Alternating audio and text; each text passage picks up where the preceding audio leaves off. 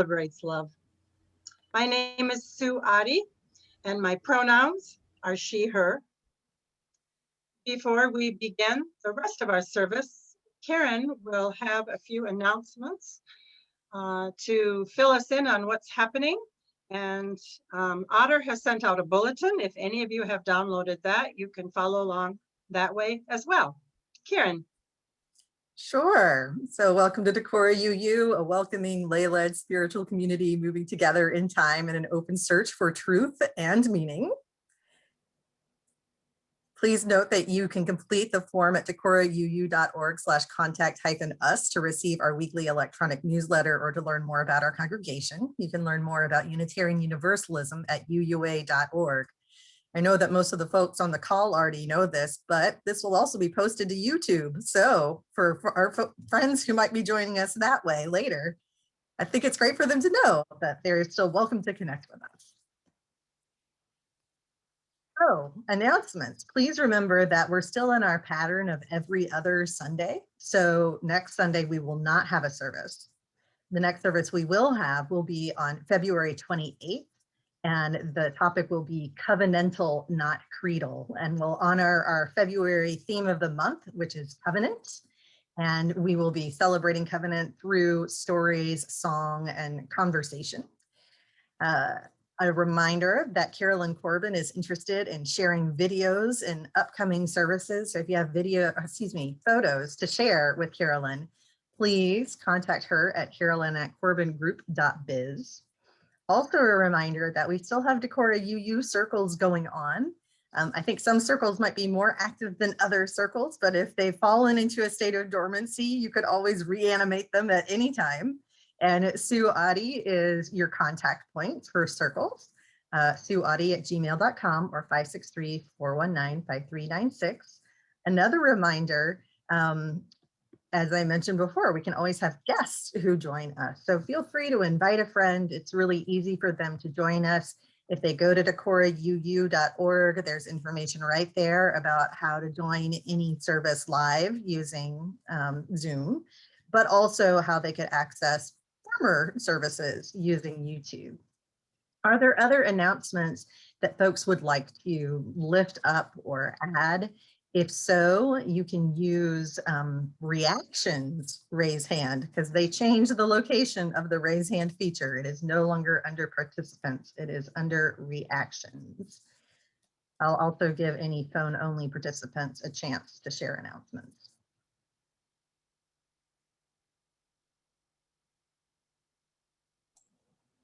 I have an announcement. Carolyn. This is Carolyn, and on Tuesday, February 2nd at 6 o'clock, there will be a monthly meeting for collective action for racial equity. We're going to have some dynamic speakers, a couple of women who are Latinx activists in the area. So if you want to know more about that, you can, about collective action for racial equity, you can reach out to me. Thanks. Thank you, Carolyn. If you're on the phone only, just a reminder that you can press *6 to unmute.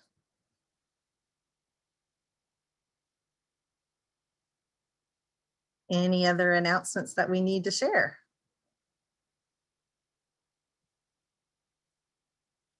All right, I think the announcements portion of our service is complete. All right, thank you, Karen. Today's service relates to our fourth UU principle, acceptance of one another and encouragement to spiritual growth in our congregations. As well, it relates to our fourth source, which speaks of our Jewish and Christian roots. And I might also add, as February is our theme of covenant, this is perhaps the most famous covenant of our Judeo-Christian heritage. Now, as we turn to our chalice lighting, I will invite you to speak the words on mute at home if you wish.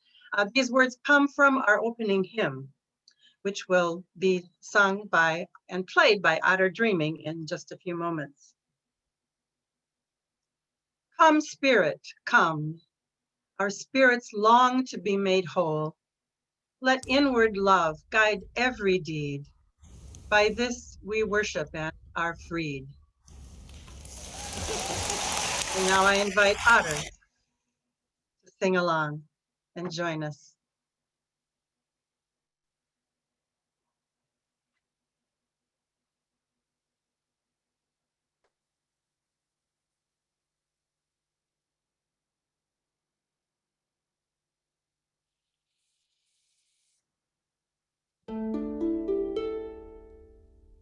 Though I may speak with bravest fire, and have the gift to all inspire, and have not love, my words are vain as sounding brass and hopeless gain. Though I may give all I possess, and striving so my love profess, but not be given by love within, the prophet soon turns strangely thin. Come, Spirit, come, our hearts control, our spirits long to be made whole. Let inward love guide every deed. By this we worship and are free.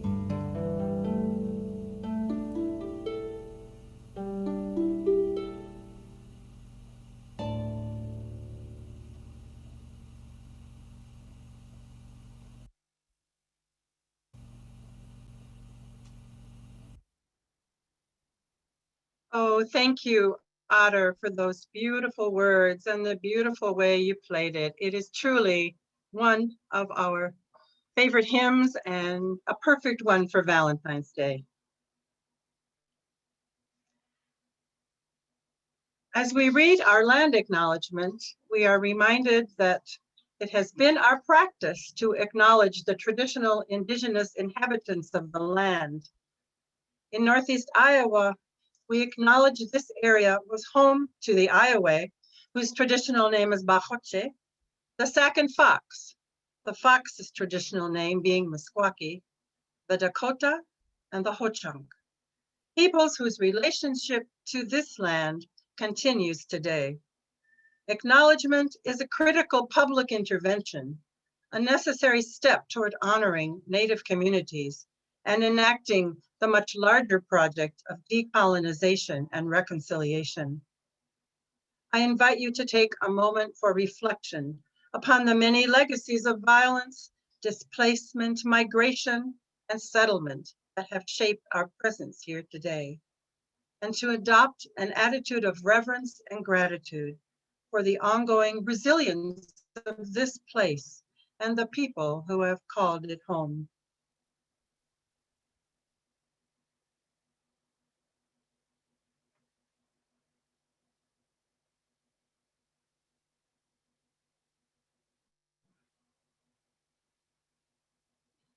Before we get to joys and sorrows, I have a few opening words.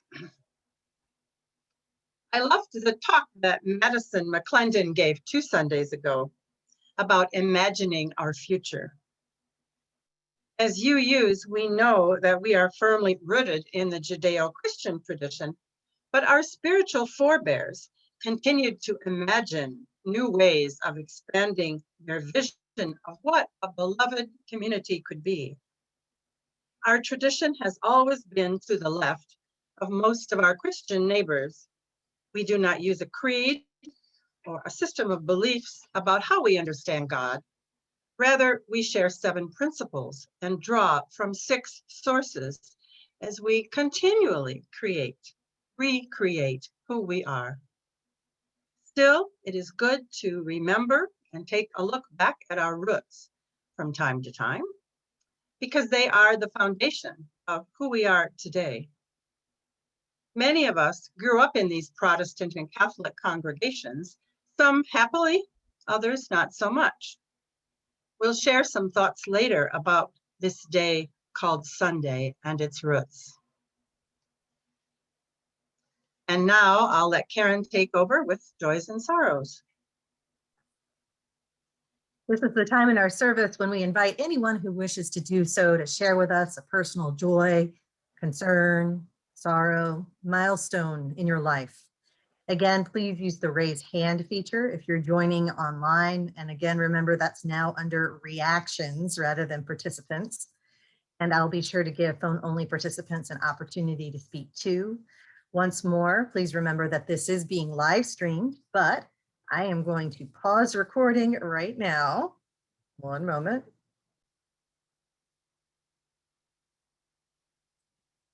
Please remain muted, but join me in singing the response printed in the bulletin. I've also shared it on the screen. Thank you to Otte for recording the piano accompaniment, and thank you to our member Ellen Rodney for having written this beautiful song.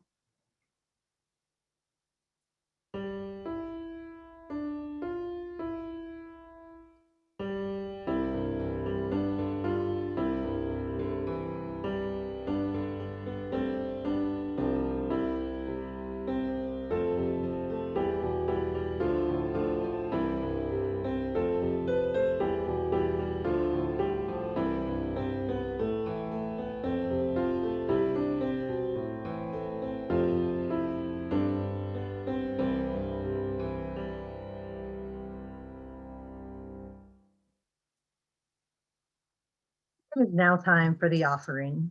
Even though we are meeting via Zoom, we continue to require the gracious gifts of our members and friends to support our congregation.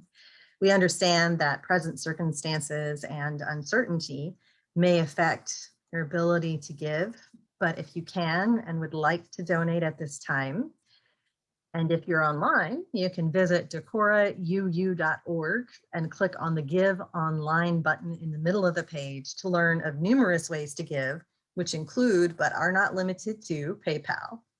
If you cannot or prefer not to give online, you may mail your check to Decorah UU, P.O. Box 382, Decorah, Iowa 52101. That's 382. Note that part of our fellowship's commitment and outreach to our community is to support worthy organizations. Our Share the Plate recipient for this month is Thunder Road Therapeutic Writing. Please visit thunderroad, RODE.org to learn more.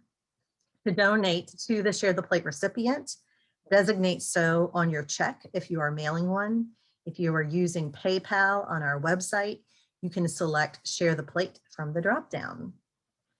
In honor of the ways we support our congregation and our community, we will now sing the Offertory. Please keep your microphones muted, but sing along at home as I play the piano music, again, so graciously provided for us by Otte Dreaming. The words are in the bulletin and I will share them on the screen.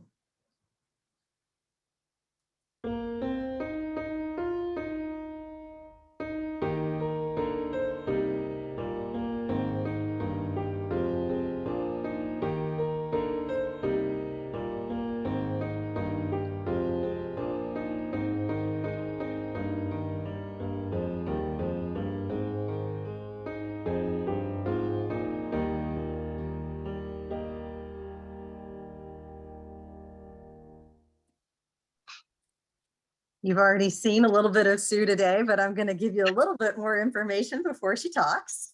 I want to thank our presenter.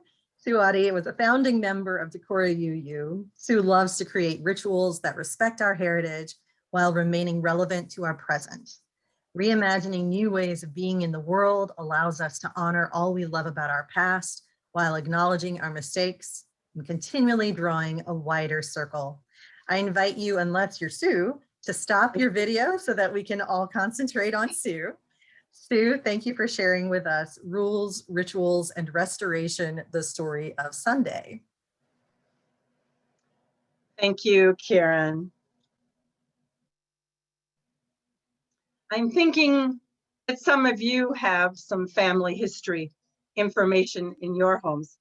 At least I know that among my collection, there are many photos, lists of names and dates and places where my ancestors lived, married, and died. What I really look for, though, is a good story. Who doesn't love a story? Stories really bring a three-dimensional quality. They put flesh on the bones of the dry documents of our bookshelves. So let's begin thinking about Sunday with the story from our Judeo-Christian heritage.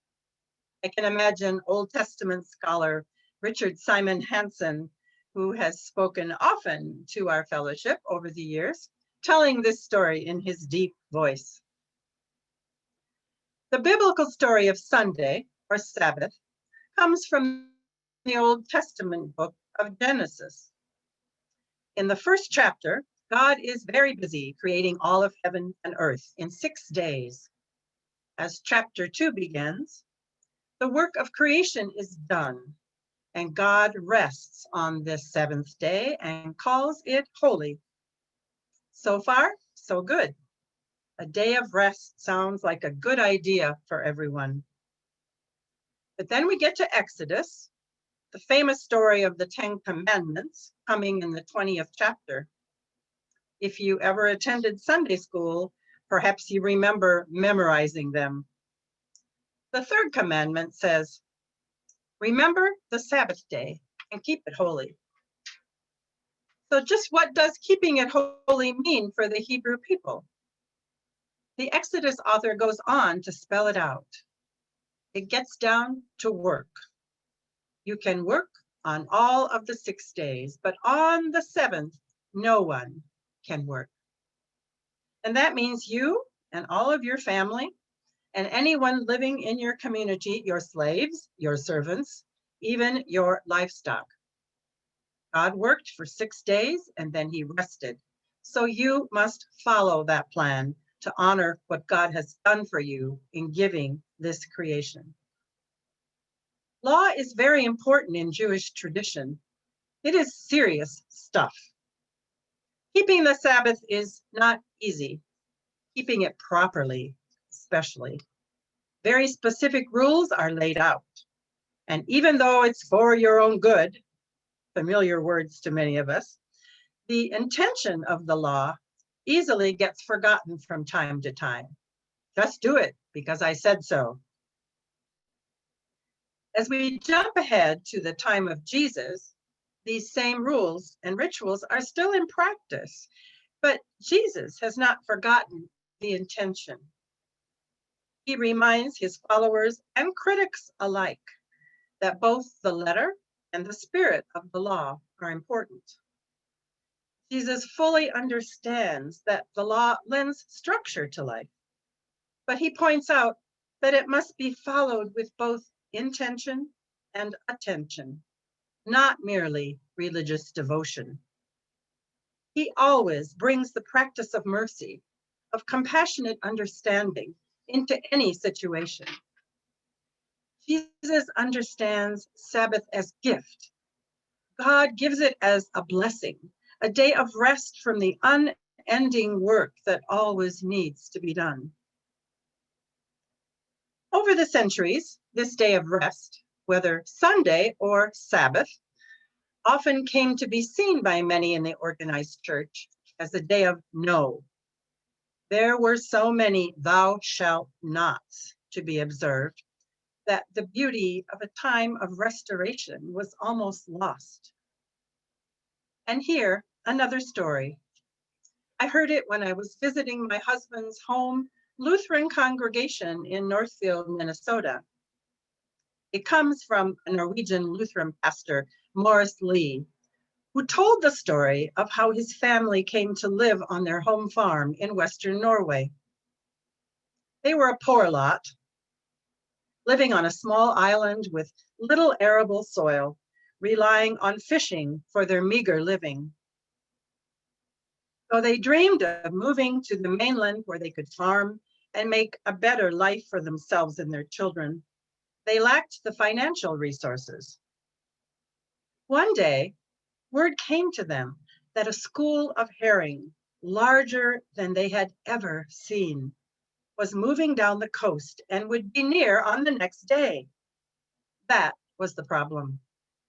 The next day was Sunday, and no work, no fishing was allowed.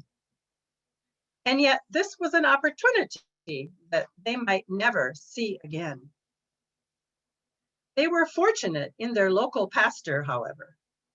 Aware of the situation, he gathered them together, and he explained that he had prayed and prayed until he had an answer. God was bestowing a unique gift upon them with the herring, and they must be grateful and accept it. Pastor Wee then told the rest of the story about his ancestor, Ole Munson, saying that because they had such a great catch, they were able to sell the herring in the city markets of London and elsewhere and buy a small farm on the mainland. Now they had a chance to flourish, and they did.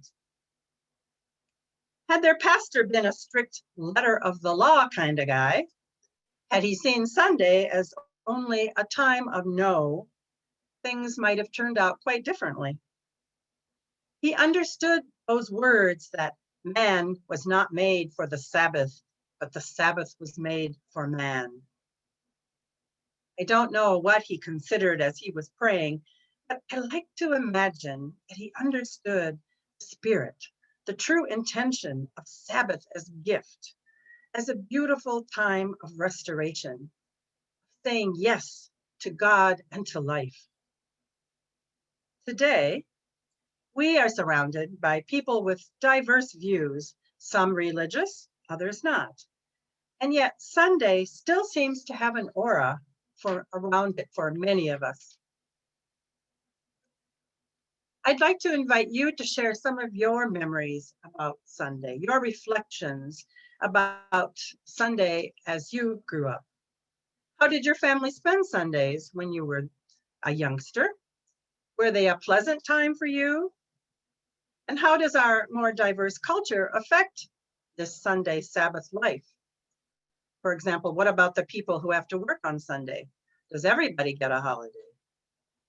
And perhaps another most important question, is there still a need in your life for a weekly ritual of restoration? If so, how do you do that? Meditation, other observances? And without the law, are we very good at observing times of rest? How has the Protestant work ethic helped us or hindered us? Do we take time to just be instead of only to do? So that's my part of this morning's talk. And now I invite you to share some of your reflections of Sunday or a day of rest, of restoration, and how important it is in your life or whether it means anything to you. So I guess as Karen will perhaps watch us, you can raise your Zoom hand, or unless you think of a better way, Karen, for people to share, we can begin. I think Zoom hand is a great way because otherwise people are likely to talk on top of one another and it gets a little chaotic. All right. If, however, you are on the phone, please do feel free at any point to *6 and unmute yourself to contribute to the conversation. And if you are one of our co-hosts who don't have the ability to raise Zoom hands, then you can raise your physical hands and or type something in the chat to let us know that you would like to contribute to the conversation. Is there anybody who'd like to respond to Sue's invitation? I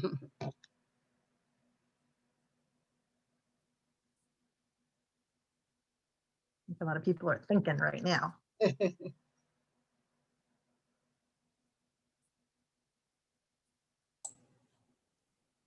I would Captain like Corbin. to share. Sure. This is Carolyn.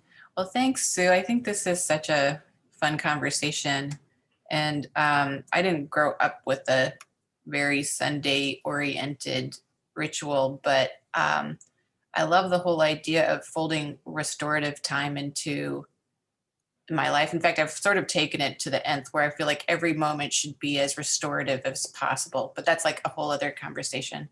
But one of my restorative practices is every day I get to meet with my dad because he's in my bubble and we play some cribbage. And that's a bit of a spiritual practice. Oh, for us. sure. Thanks, Carolyn. Julie Fisher. Unmute myself here. Yeah, when we were kids, we always went to church. Our parents had the idea that we would walk to the church that was closest to us because for a long time we didn't have a car, and my mother was against using a car anyway when you could walk. So I don't think I always appreciated it, but I did a lot of times more than I realized at the moment, particularly because there was this one teacher in the Sunday school, Mrs. Morris. And I remember her, she was just a little roundish woman with freckles all over her face. She was the most cheerful person I think I have ever met.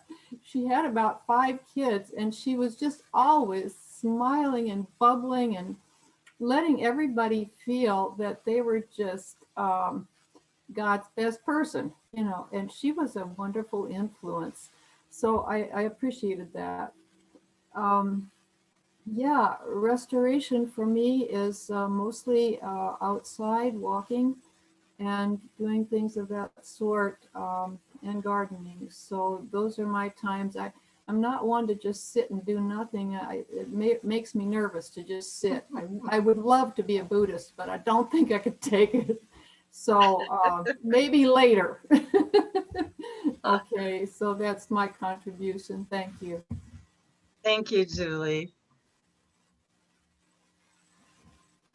And Sue, would you mind repeating what the question was? I'm going to try to type it in the chat just to keep the question in front of people, and then I'll recognize Beth as the next person to talk.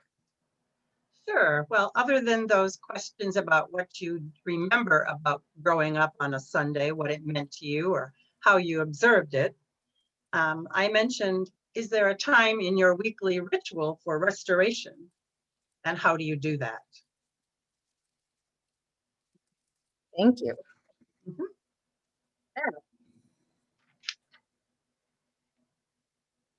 Well, I remember growing up, we always went to church and Sunday school, and then it was a family day. So we would go to my grandparents for Sunday dinner every Sunday. Mhm. And the adults always had an old fashioned. And then my grandpa made little cocktails for the kids, grape juice. And we would all play downstairs. And so it was a family day for us. And I tried to continue that with my own family. And we tried to be home on Sundays for just to recharge for the week.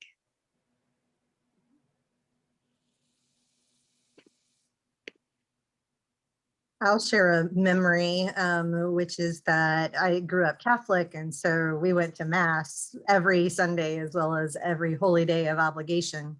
But I think in some ways this was my mother's Sabbath because she conformed in a lot of ways to the stereotypical housewife and mother. And so she was solely responsible for feeding us.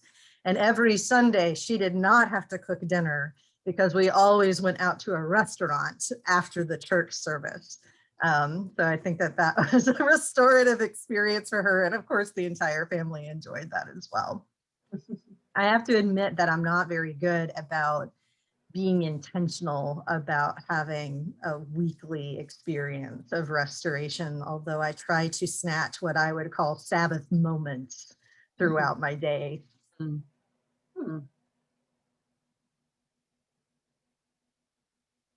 Christina. Thank you. Yeah. being the daughter of Sue Otte, I just remember Sundays being raised in the Lutheran church as a time for me that was a little bit, it had a different aspect to who I was. So at school, maybe I wasn't so much of a leader, but at church, I kind of felt like I had a different role and I could be a little bit more assertive or part of the youth group and all those things. And I love the singing, and I love I might have fought against my mom about having to go to church every Sunday, but once I was there, I think I really enjoyed it. And watching my dad take notes for all the sermons. But for me now, I'm not part of a religious organization so much, but Saturday, the Sabbath, Sábado in Spanish, is definitely my time in the morning after finishing teaching kindergarten for a week. Saturday morning is when I go for a walk in the woods and I sit and I listen to my music and have some time to just kind of reflect. So that's my restoration time. Thank you, daughter. Nancy Berry.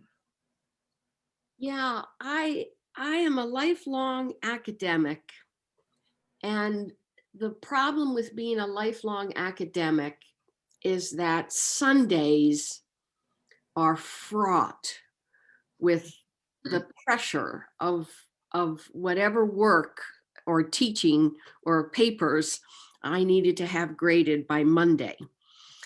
And I lived my whole life with this pressure of Sunday.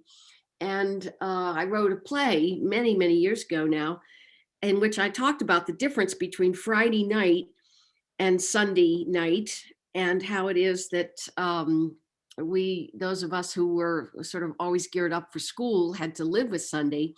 But I developed a practice here in Decorah, probably about 20 years ago, which has been put on hold because of the pandemic, of playing Frisbee on Sunday afternoon. And we would play down by the big Luther field by the swimming pool. And it was a totally free pickup game. Anybody who wanted to play could come and join a team. And I remember as I turned 50, as I turned 60, I thought to myself, Nancy, how long are you going to keep playing this Frisbee? When are you going to stop this foolish thing? And I thought, it's not foolish. It's my Sabbath. It's my outdoor time. I would soak up vitamin D by just running around on that field like an old slog, which is what I am. So I want to speak in favor of all of these unconventional ways that we find a Sabbath, and we find one thing that will let us be free. I think Sabbath is all about freedom to handle time in a way that we don't usually get to. So thank you, Sue, for getting us closer to that. Thank you. Thank you. Thank you, Nancy. I like that idea about time, how we spend our time, how we are in our time. And we even say that in our statement of who we are, moving together in time, we speak about. So when do we stop moving for a while, perhaps, and move to another time or a different time?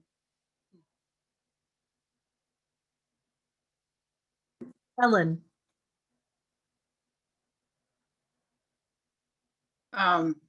When I think about Sundays of my childhood, I think mainly of going to the big downtown church that had thousands of members and was kind of the place to be seen. And I'm afraid that for my family, it might have been more a social occasion than a religious one. I didn't bond real strongly with that place, but it did have fabulous music because it had an organist and choir master, and it had paid soloists in the adult choir. It's hard to believe now that Flint, Michigan had such wealth in the 50s, but it was a growing place. But then when some of you talk about it being a family time, that made me kind of lonely because I was an only child and my friends were probably all home with their families. And there was nothing wrong with my family. As I remember it, we probably sat around in the living room and read most of the afternoon. Then I went off to the University of Michigan, where I quickly took on the Sunday ritual that so many people had, which was Sunday morning meant the New York Times and bagels and lox. Uh, that's probably all I have to offer. You all, well, I like to get outdoors. I do not have rituals, but I'm driven to get outdoors every day.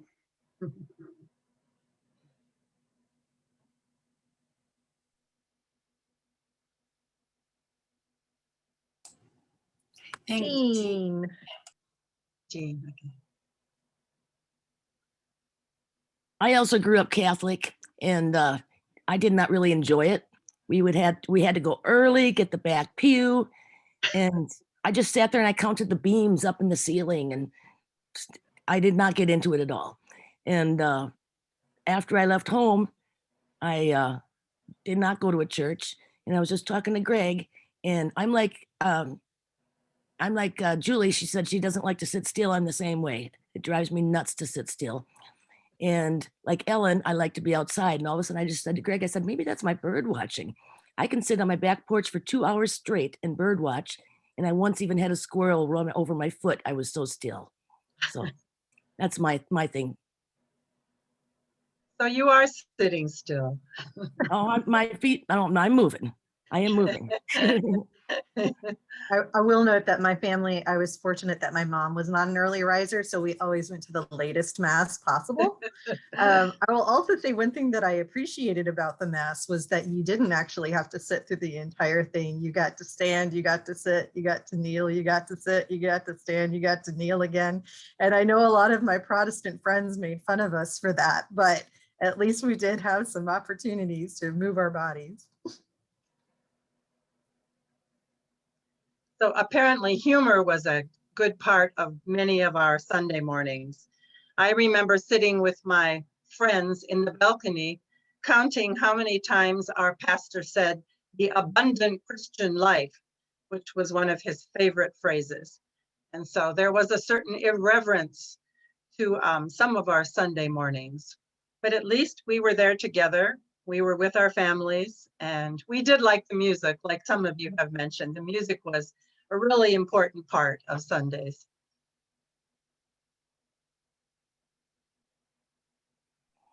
I don't think it was in the Catholic Church. Anyway, in my church.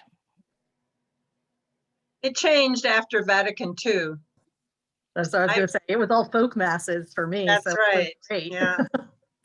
I remember going to the Newman Center when I went to college because they had progressed much more than our Lutheran church and were moving into the beautiful folk songs, some of which are in our UU hymnal. We are one in the spirit. That's one I remember. Maggie's hand is raised. Hi, I also grew up Catholic, and I grew up on a farm. And I do remember my father always went to mass, but beyond that, it was a day just like every other day. The cows had to be fed, the chickens, we had to gather eggs, all chores and all work went on as normal. But it certainly, undoubtedly, we all went to mass on Sundays and all holy days of obligation. And for me now, I would say my restoration comes from being outside. I'm an avid walker.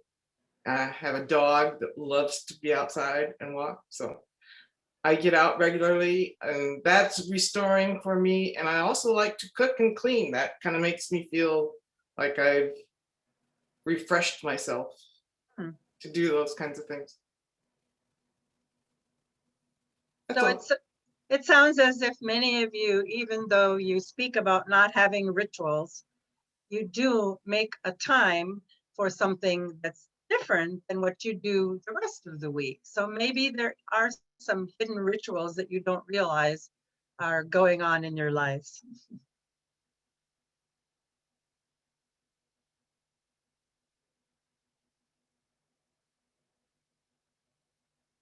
Do any of our phone friends want to share? Press *6 if you want to unmute.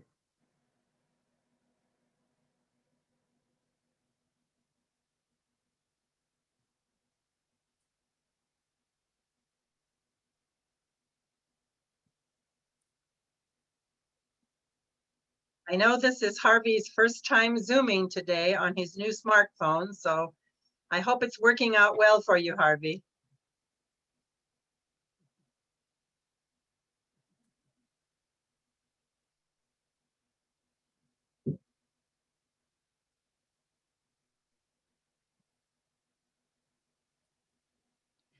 Well, Sue, I'm not seeing any more raised hands or any unmuted phone. All right. Then perhaps I'll move into some closing comments before our final hymn. So we've seen how the law guided the lives of the Hebrew people, and Jesus brought it to life, reminding them of the love that was undergirding all of it. They didn't always get it, just as we often get bogged down in rules and in regulations, forgetting the spirit behind them all. Later in the book of Jeremiah, the Old Testament book of Jeremiah, there's a wonderful chapter in this book, which is mostly about woe and woe to Israel and everything. There's a wonderful chapter about a new covenant that the Lord will make with his people. And as this is the month when we're speaking of covenant, this is a particularly beautiful chapter. God says that he will make a new covenant with his people, and he won't write it on stones as he did the earlier one. He will put it on their hearts. He will write it upon their hearts, and it will be so much a part of them that they won't have to teach one another anymore, for they will all know the Lord. One Lutheran commentator said about this passage that people will do the right thing just for the fun of it. So I like to think, as we UUs have imagined our future and have moved into a much more inclusive and wider way of understanding the spirit and religion, that Peter Mayer's song, Holy Now, really kind of captures it. This idea that many of you have talked about, loving to be outdoors and finding restoration in walking and bird watching and enjoying the beauty around you. This song talks just about that very thing, and it's one of my very favorites, and I think it will be played at my memorial service someday, I hope. So, Holy Now by Peter Mayer.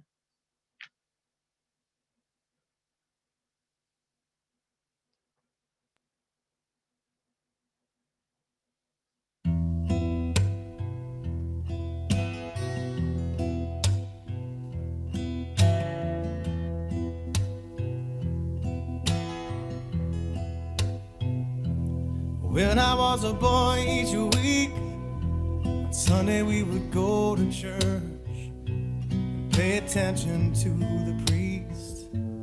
He would read the holy word and consecrate the holy bread, and everyone would kneel and bow. Today the only difference is everything is holy now.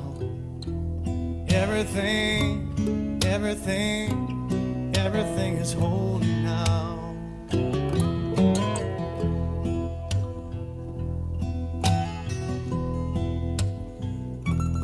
when I was in Sunday school, we would learn about the time Moses split the sea in two, and Jesus made the water wine. And I remember feeling sad, miracles don't happen still. Now I can't keep track, 'cause everything's a miracle. Everything's a miracle.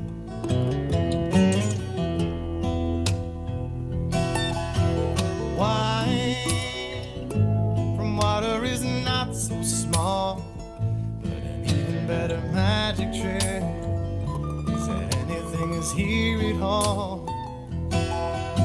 So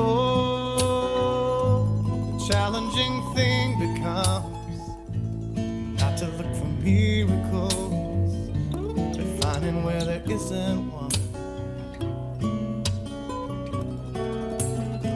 When holy water was rare at best, it barely wet my fingertips, but now I have to hold my breath like I'm swimming in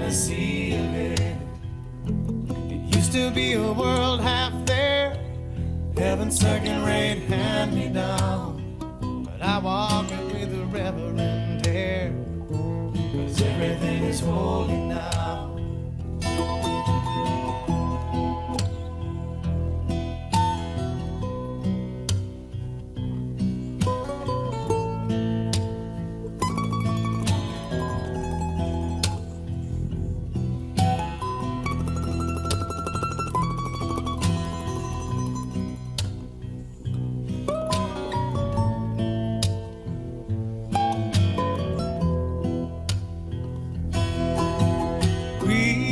Read a questioning child's face, say it's not a testament. That'd be very hard to say. See another new morning come, and say it's not a sacrament. I tell you that it can't be done.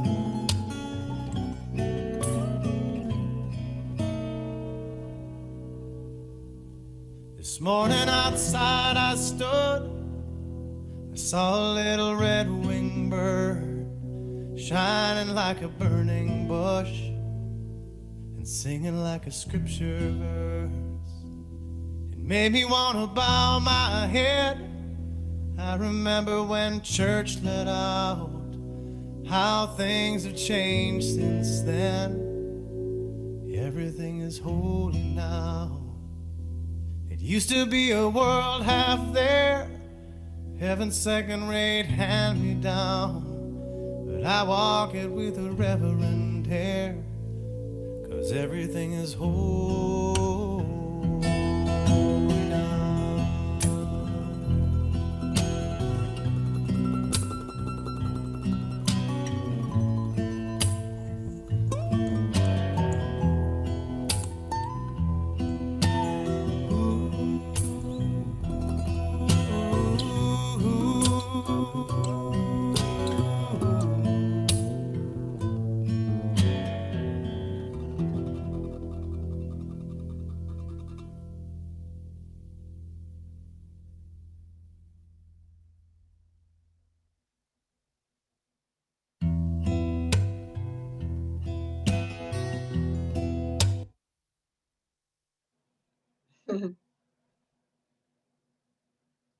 All right. Thank you, Karen, for playing that beautiful piece by Peter Mayer that really says it all. Everything is holy now. Join me, if remaining on mute, but join me as we read the extinguishing of the chalice words on the screen for you. May the law of love be written on our minds and hearts. May the miracle and sacrament of each day call us to see the holy everywhere. And now we come to that time in our service when we extinguish the flame.